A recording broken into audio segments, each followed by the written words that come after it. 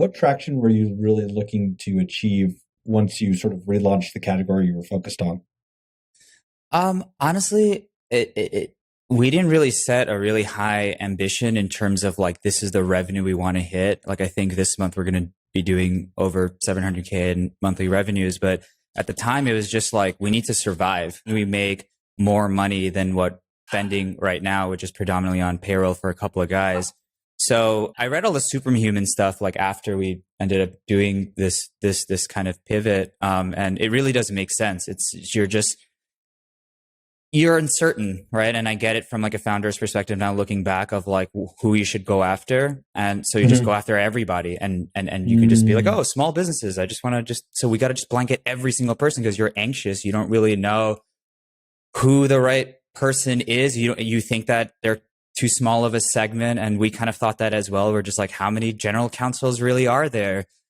So there's that anxiety always of just like, when you sort of zoom in a little bit on your customer segment, is there like a big enough market? But I think a lot of it just comes from intuition. A lot of it comes from data, and you have to talk to your customers. I know it's something like YCO was drills down, and it's so funny. Like after we went through this whole experience, I would read and watch all the YC advice, and at the time they didn't really make much sense. Or I was just like, yeah, like I thought I really took it to heart, but like it's only when you really like fuck up like royally that you then turn back to those talks with basics. Paul Graham and the basics, and you're just like, oh, like that's what he meant. Talking to customers, that's what they meant. Ramen Build, profitable, yeah, that's what they building, meant. Like, yeah. don't do things at scale. We literally restarted the product with a spreadsheet, and like again, it was just such a humbling process. And you get lost in a lot of that, right? You think that just because you raise a seed round from top tier VCs that you figured it out. Like